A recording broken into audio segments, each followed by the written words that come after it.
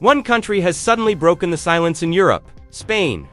Just as the Western alliance appeared solid, Pedro Sanchez threw a curveball by accusing Israel of violating international law. It's not just words.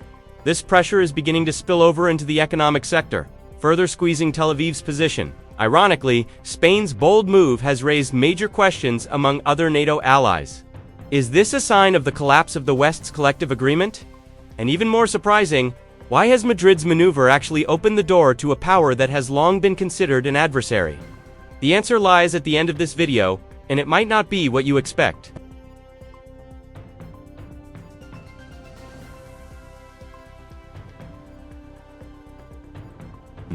The Spain-Israel diplomatic war.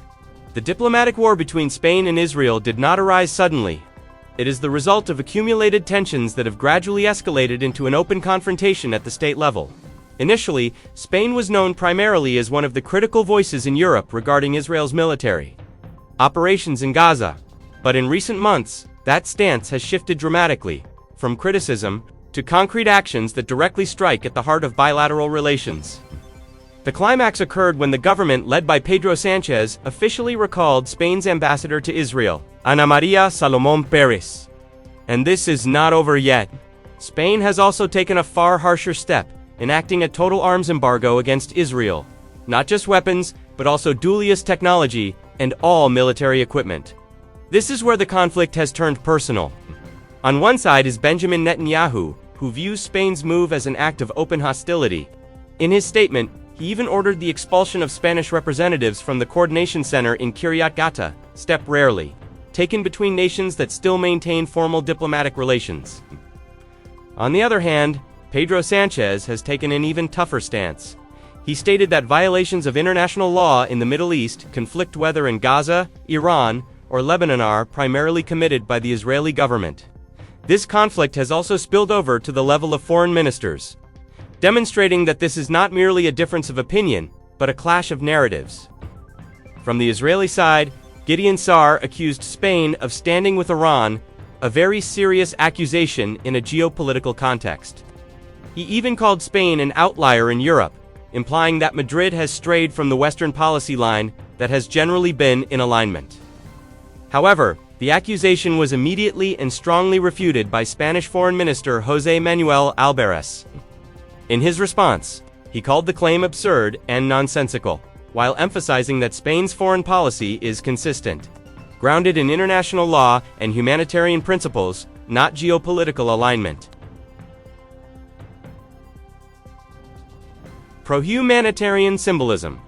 While this conflict was previously seen as a clash of policies and diplomacy, in its next phase, it evolved into something far more symbolic and emotional.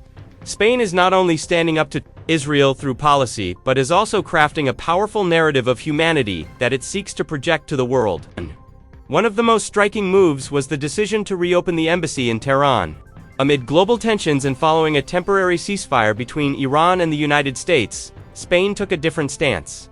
And this is where the irony begins to set in. While Spain claims to carry a message of peace, within the country there has been a very strong outpouring of public anger. One example is the burning of a statue of Benjamin Netanyahu in various cities such as Malaga. This action immediately drew condemnation from the Israeli government, which called it a form of anti-Semitic hatred.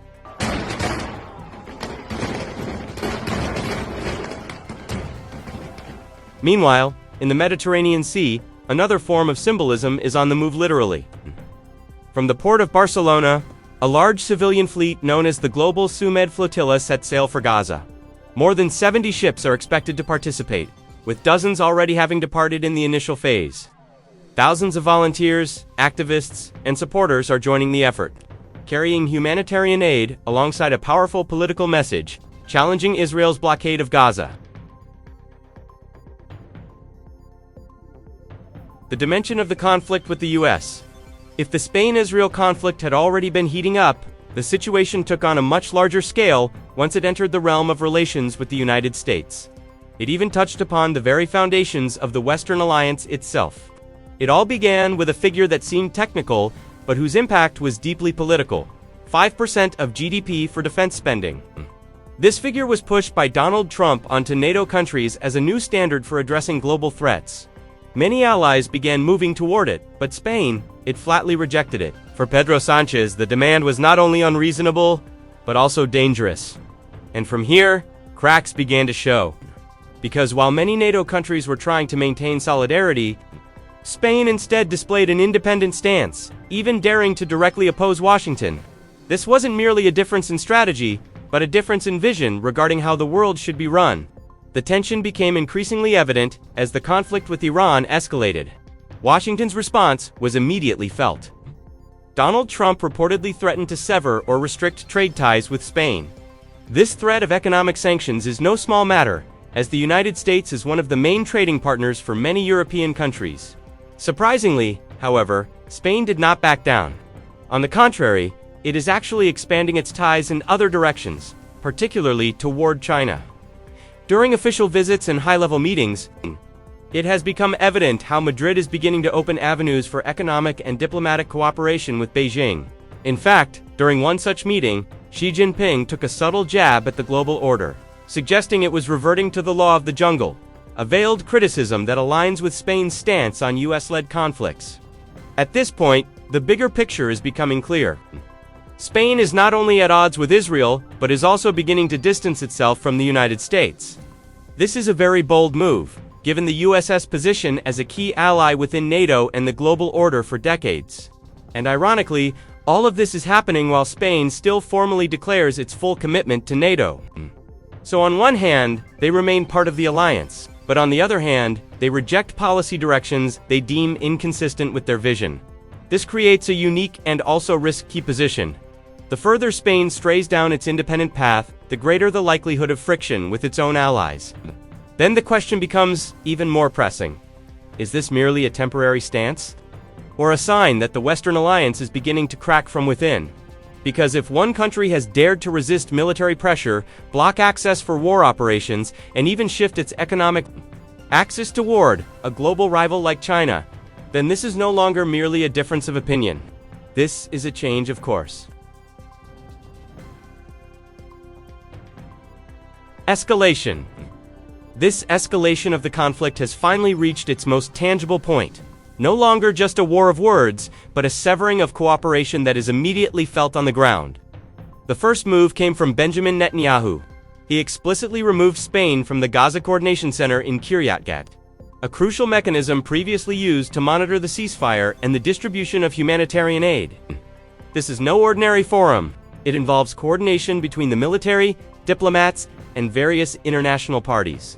This means that when Spain was expelled, they were not merely left out of the conversation, they were effectively cut off from one of the main channels of influence on the ground. Yet, instead of backing down, Spain has actually ramped up the pressure. Pedro Sanchez has begun urging the European Union to take far more drastic measures, suspending cooperation agreements with Israel. This is a major step. If it were to happen, economic, political, and even technological ties between Israel and the European Union could be systematically disrupted. Sanchez even warned that if Europe fails to act, its credibility as a guardian of international law will crumble. This narrative is crucial, as Spain is attempting to shift this conflict from a bilateral issue into a moral test for all of Europe. And indeed, the effects are beginning to be felt. From Italy, Giorgia Meloni took a rather surprising step, suspending the renewal of defense cooperation with Israel.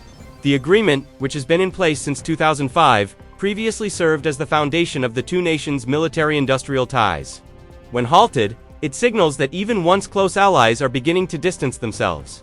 Is this a sign of collective isolation against Israel? Or rather, the beginning of a rift within Europe itself? Conclusion.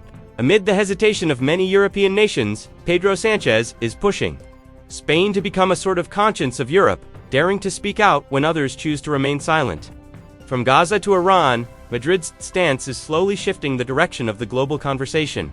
But this move is not without consequences. As pressure mounts and allies begin to split, one big question arises. Is this the beginning of total isolation for Benjamin Netanyahu on the international stage? Or will Spain end up standing alone? What is clear is that the line has been drawn, and now the world waits to see who else will follow suit. Will make it easier for venture capital to flow to businesses. This will be done by the saving